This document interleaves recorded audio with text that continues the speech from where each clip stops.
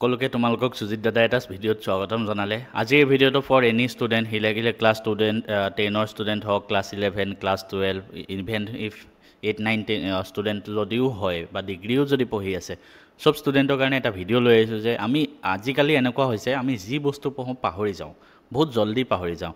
এই বস্তুটো আমি যদি আজিৰ পৰা 10 বছৰ আগতে ভাবিছিলোঁ, তেতিয়া কিন্তু ইমান বেছি পাহৰা নাছিলে মানুহে। কিয়? আচলতে কাৰণ কি? আৰু আমি সেই আমাৰ যিটো মেমৰাইজেশ্যন স্পীড, সেইটো আমি কেনেকৈ বৃদ্ধি কৰিম, কেনেকৈ আমি পঢ়াত যিবিলাক পঢ়োঁ আমি চব যাতে মনত ৰাখে, সেইখিনি এটলিষ্ট মেক্সিমাম বস্তু যাতে মনত ৰখে, সেইটো কাৰণে মই কেইটামান টিপছ লৈ আহিছোঁ, 10টামান টিপছ। তোমালোকে এইকেইটা ফ'ল' কৰিব পাৰিবা নিজৰ লাইফত। যদি পঢ়াত মন নবহে, যদি পঢ়া বস্তুবিলাক বোলে মুখস্থ কৰোঁ, ছ'চিয়েল চায়েন্স পাহৰি যাওঁ, বোলে বুজা বস্তু পাহৰি যাওঁ। পোনপ্ৰথমে এটা কথাই কৈ থওঁ, পাহৰি যোৱাৰ মেইন বস্তু কি জানানে? তুমি মুখস্থ কৰি দিয়া ডাইৰেক্ট, নুবুজা। তো ফাৰ্ষ্ট অফ অল বুজি পেলাই পঢ়িবা, ঠিক আছে? আৰু আজিকালি কিয় আমি বেছিকৈ পাহৰোঁ তুমি নিজে চোৱা। আজিকালি ছ'চিয়েল মিডিয়া আহি গ'ল, তো সেইটো কাৰণে বস্তুটো আমি বেছি পাহৰি যাওঁ।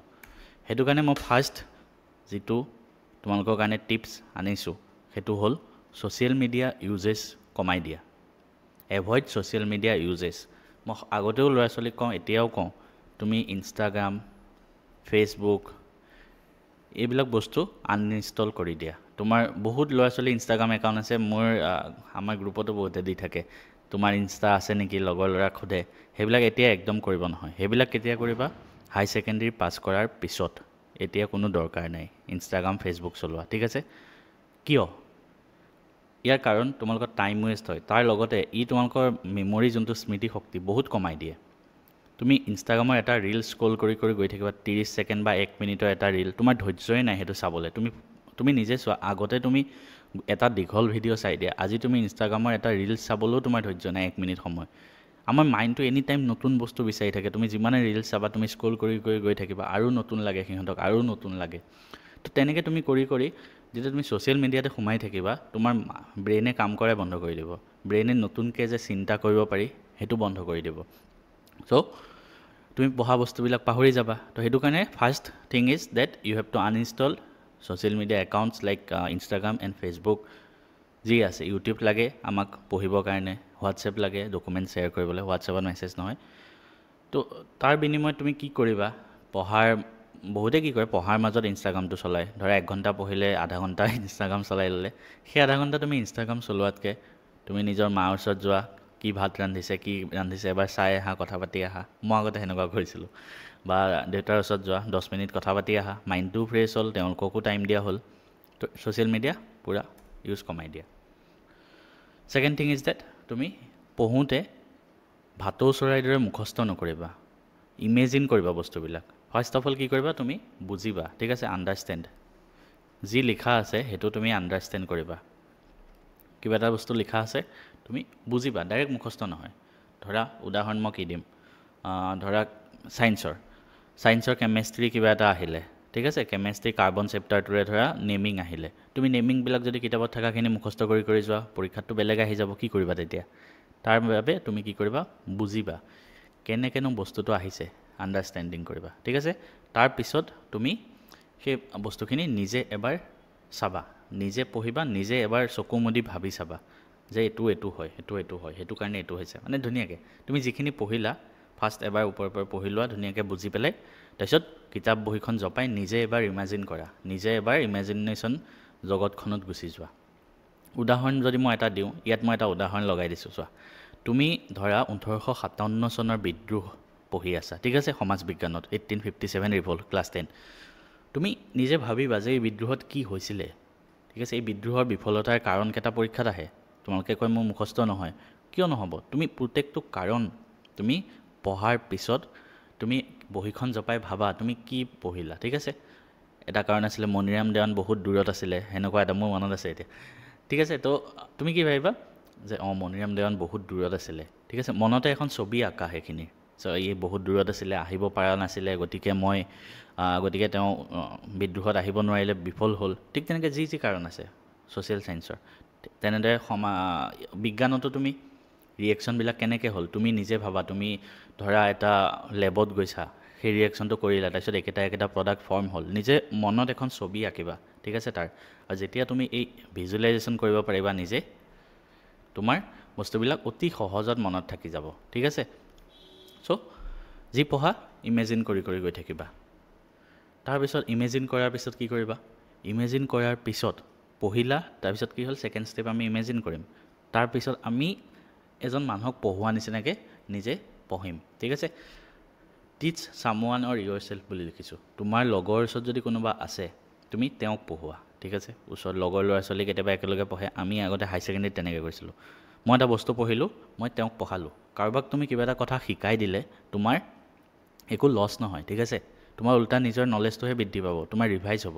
বহুত ল'ৰা ছোৱালী এনেকুৱা থাকে, চোকা ল'ৰা ছোৱালীবিলাক কি কৰে, আগতে সি কিবা এটা পঢ়িলে নহয়, মই যদি তাক কিবা এটা সোধোঁ ক'ব নিবিচাৰে। তো আল্টিমেটলি মই নাজানো কি ভাবে, কিন্তু সেইবিলাক ল'ৰা ছোৱালীৰ পিছত ৰিজাল্ট বেয়া হয়। তো মই কি কৰিছিলোঁ, কোনোবাই যদি কিবা এটা কথা সোধে পঢ়ি থাকোঁতে, মই তেওঁক ধুনীয়াকৈ বুজাই দিওঁ। তেতিয়া মই কি ভাবোঁ, মোৰোতো লাভ হৈ আছে, মোৰ ৰিভাইজ হৈ আছে, আৰু ল'ৰাজনকো মই বুজাব পাৰিলোঁ। মই নিজৰ কথাই যদি এতিয়া কওঁ, এতিয়া মই ইউটিউবত জব চেনেল এটা খুলিছিলোঁ, তাত মই জিকেৰ ভিডিঅ' কিছুমান আপলোড কৰি থাকোঁ বা কাৰেণ্ট এফেয়াৰ্ছৰ ভিডিঅ' দিওঁ, দেখিছা। কাৰেণ্ট এফেয়াৰ্ছ মোৰ নিজৰ একো নলেজ নাই আগতে। মই কাৰেণ্ট এফেয়াৰ্ছ মানে কি, হিষ্ট্ৰী, জিঅ'গ্ৰাফী, পলিটি, ইমানো বেছি নলেজ নাই। তো মই কি কৰোঁ, মই গোটেই সপ্তাহটো নিউজ পেপাৰ পঢ়োঁ, সেই নিউজ পেপাৰৰ ভিতৰত থকা হিষ্ট্ৰী জিঅ'গ্ৰাফীবিলাক নিজে চাৰ্চ কৰি পঢ়োঁ। পঢ়ি পেলাই মোৰ কিছুমান বস্তু মনত থাকে, তো সেইখিনিকে মই ইউটিউবত ভিডিঅ' আকাৰে তেওঁলোকক পঢ়াওঁ। আৰু সেইখিনি যে পঢ়াওঁ, মই সঁচা কৈছোঁ, যিখিনি মই জানুৱাৰী মাহৰ পৰা কাৰেণ্ট এফেয়াৰ্ছ পঢ়াইছোঁ, গোটেইখিনি মোৰ মাথাত সোমাই গৈছে ইয়াতে। মই বেলেগকৈ একো ৰিভাইজ কৰা নাই। তো তোমালোকেও সেইটো কাম কৰিব পাৰা, তোমালোকে লগৰ ল'ৰা ছোৱালীক পঢ়াব পাৰা কিবা এটা পঢ়ি। এতিয়া কোনোবাই ক'ব, আমাৰ লগৰ ল'ৰা ছোৱালী নাই, আমি অকলে থাকোঁ।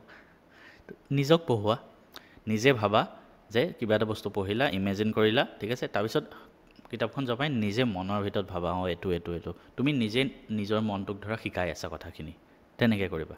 তেনেকৈ কৰিলে তোমাৰ বস্তুখিনি মনত ৰখি যাব। তাৰপিছত এটা most important thing is revision. বহুত ল'ৰা ছোৱালীয়ে কি ভাবে, ৰিভিজন কৰিলে এনেই টাইম ৱেষ্ট হয়। কিন্তু এটা ষ্টাডিত পোৱা গৈছে, আমি যিখিনি পঢ়োঁ তাৰ 90% বস্তু আমি পাহৰি যাওঁ, ঠিক আছে। আৰু যদি আমি ৰিভিজন নকৰোঁ, সেই বস্তুখিনি আমি লাহে 90%ৰ পৰা 99% হৈ যাবগৈ পাহৰি যোৱাটো। তুমি মোৰ কথাই ভাবা, মই মেট্ৰিকত 96% পাইছিলোঁ, হাই ছেকেণ্ডেৰীত 94% পাইছিলোঁ, মেথছত 99% পাইছিলোঁ হাই ছেকেণ্ডেৰীত। কিন্তু এতিয়া যদি মোক কোনোবাই ইণ্টিগ্ৰেশ্যনৰ এটা কুৱেশ্যন দিয়ে, মই ঘপককৈ কৰি দিব নোৱাৰিম। আগতে যেনেকৈ কৰিছিলোঁ, আজিৰ পৰা 10 বছৰ আগতে বা আজিৰ পৰা 8 বছৰ আগতে মই হাই ছেকেণ্ডেৰীত যেনেকৈ ফিজিক্সৰ নিউমাৰিকেল কৰিছিলোঁ, ফিজিক্সত 96 পাইছিলোঁ, সেইখিনি তেতিয়া মই এক্সপাৰ্ট আছিলোঁ সেইটোত। কিন্তু এতিয়া যদি মোক সেই কুৱেশ্যনটো দিয়ে, মই নোৱাৰোঁ। কিয়? কাৰণ মই পাহৰি গ'লোঁ, ৰিভিজন কৰা নাই। মই যদি সেইখিনি বাৰে বাৰে ৰিভিজন কৰি থাকিলোঁ হয়, মোৰ মনত থাকি গ'ল হয়। তো তোমালোকে কি কৰিবা, যি পঢ়া, মই তোমালোকৰ ৰুটিনতো কৈছোঁ, তুমি যিহৰে ষ্টুডেণ্ট নোহোৱা কিয়, সদায় ছানডে দিনটো ৰিভিজনৰ কাৰণে ৰাখিবা, ঠিক আছে। সপ্তাহটো তুমি যি পঢ়িলা, দেওবাৰে ৰিভিজন কৰিবা ধুনীয়াকৈ। তুমি সপ্তাহটো কি পঢ়িলা ধুনীয়াকৈ এখন বহীত লিখি গৈ থাকিবা। তাৰপিছত তুমি ৰিভিজন কৰিবা, ঠিক আছে। আৰু সেই ৰিভিজন কৰিবলৈ তুমি কি কৰিব লাগিব, মই অলৰেডি ক'লোঁ, নোটছত লিখি গৈ থাকিব লাগিব। তো মই নিজে সেইটো ৰুল ফ'ল' কৰিছিলোঁ। চোৱা, উদাহৰণ দিছোঁ, তুমি এখন কিতাপ পঢ়িলা, ধৰা এখন ছায়েন্স, ঠিক আছে। ছায়েন্স ধৰা চেপ্টাৰ 1, যোনটো আমাৰ ৰাসায়নিক বিক্ৰিয়া আছে। তুমি পঢ়ি গৈ আছা। বহুত ল'ৰা ছোৱালীয়ে কি কৰে, কিতাপতে চিন দি গৈ যায়। কিন্তু তাতকৈ মই কি ভাবোঁ, কিতাপত চিন দি যোৱাতকৈ তুমি এখন এক্সট্ৰা নোট বনাই লোৱা।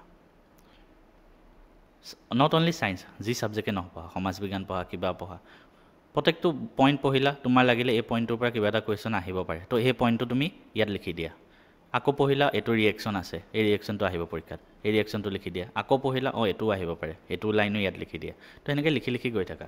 তো এই নোটবুকখন কিন্তু বহুত ইম্পৰ্টেণ্ট। এই নোটবুকখন টপাৰবিলাকে এনেকুৱা নোটবুক বনায়। মই নিজেও বনাইছিলোঁ মেট্ৰিকত, হাই ছেকেণ্ডেৰীত, ইভেন বিটেক, ইভেন বেংকিঙৰ প্ৰিপেৰেশ্যন কৰোঁতো। মই সেই বস্তুটো হেবিট হৈ গ'ল। এইটো কৰিলে কি লাভ হয় জানানে? ফাৰ্ষ্ট লাভ কি হয়, তোমাৰ ওচৰত এখন প্ৰপাৰ নোটবুক থাকে, তোমাৰ নিজৰ নোটছ, সেইখিনি তুমি ৰিভিজনত ইউজ কৰিব পাৰা। ছেকেণ্ড থিং, তোমাৰ স্পীড বাঢ়ে লিখাৰ, পৰীক্ষাত তোমাৰ টাইম ৱেষ্ট নহ'ব। Third and most important thing, তোমাৰ ৰিভিজন হৈ থাকিব, মানে মনত অতি সহজে ৰখি যাব। তুমি এইখিনি লিখি দিলা ইয়াতে, তোমাৰ মনত ৰখোঁতে সহজ হ'ব। তো নিজৰ নোটছ বনোৱা আৰম্ভ কৰা, কোনোবাই যদি বহা নাই।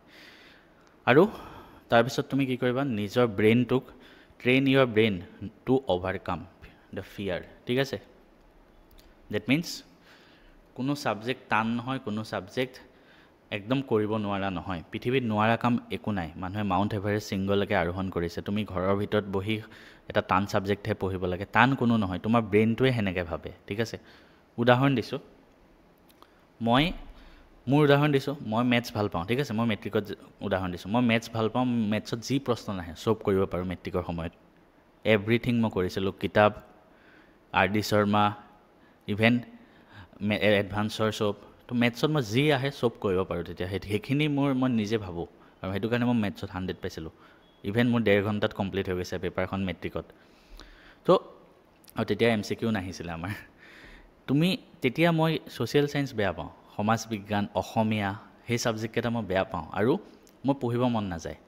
তো মই নিজৰ ব্ৰেইনটোক তেতিয়া ক'লোঁ, যিটো মন নাযায় মই সেইটোৱে কৰিম। নিজৰ ব্ৰেইনটোক সেনেকৈ ট্ৰিট কৰা। কিয়?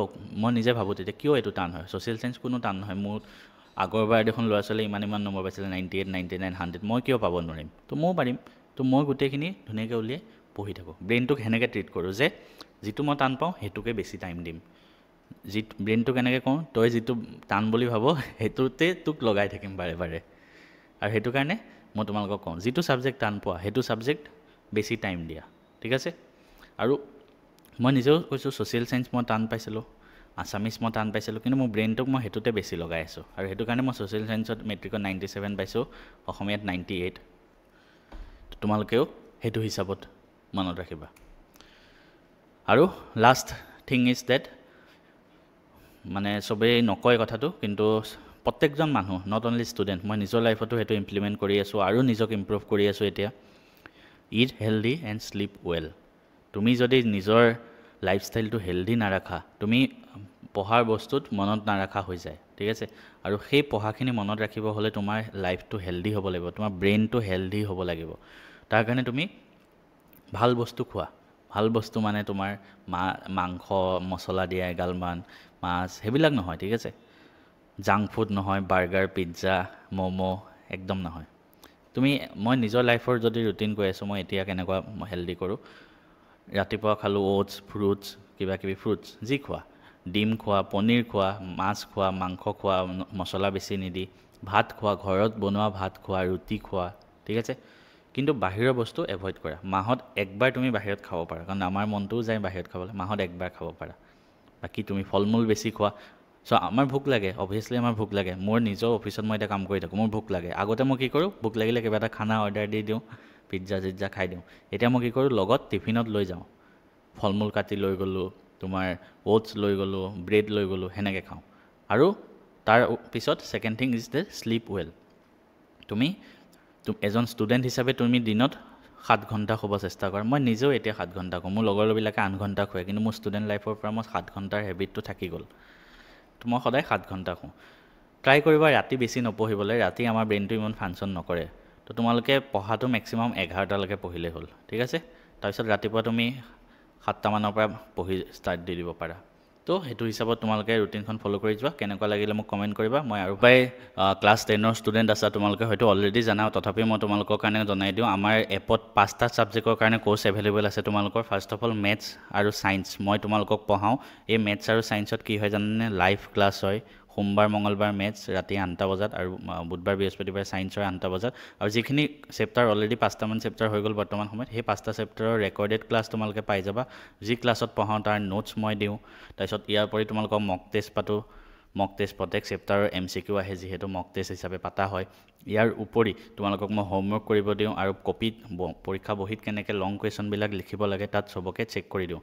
মোৰ পৰা কিয় পঢ়িব লাগে, মেথছ মই পঢ়াওঁ। মই মেথছত নিজে 100/100 পাইছিলোঁ মেট্ৰিকত। অসমত কোনো সেনেকুৱা টিচাৰ নাই যোনে মেথছত 100 পাই তোমালোকক অনলাইন পঢ়াই আছে।